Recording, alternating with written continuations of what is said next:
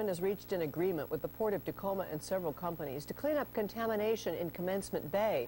The area in question is the Hylabos Waterway, which is part of the Superfund cleanup effort. This will be the second of two cleanups for a total cost of about $66 million. Hylabos Waterway was used for cargo, shipping, and industrial manufacturing for decades, and contaminated sediment accumulated there. They're not sure where it came from, but they don't like it. State biologists say a creepy, invasive species has found its way into Puget Sound and fear it may try to take over. King 5 environmental specialist Gary Chittum shows us the uninvited guest that doesn't want to leave. It's harvest time at Taylor Shellfish in Totten Inlet. These sparkling Puget Sound waters are perfect for growing world-class mussels, oysters, and other shellfish. Yeah, let's try it. But recently, something else has started growing here.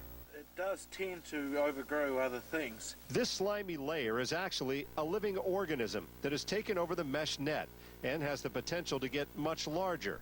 This is a non-native and very invasive creature called colonial tunicate. Its genus is called Didymnium. On the East Coast, they just discovered a 40 square mile area of Didymnium, and it's predominantly Didymnium, just covering the entire natural substrate. The only difference between... Scott Smith is the state's top expert on non-native invasive aquatic species, and he spent his whole day today in front of a legislative committee warning of their dangers. Didymnium is on his list of least wanted guests. It's believed the slimy pest came over here on the bottom of ballasts of ships from Europe and loves to cling to anchor lines or anything extending down to the sea. Which is why mussel farming with all of these strands hanging down is so perfect for the tunicate. Right now, this industry is pretty much cohabitating with it.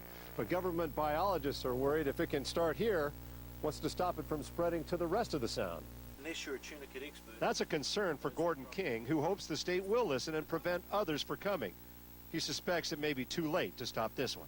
I think they might be wasting their resources to try and get rid of it at this stage. I mean, I don't want it, but you know, our job is to manage around these things. Near Shelton, Gary Chittum, King 5 News.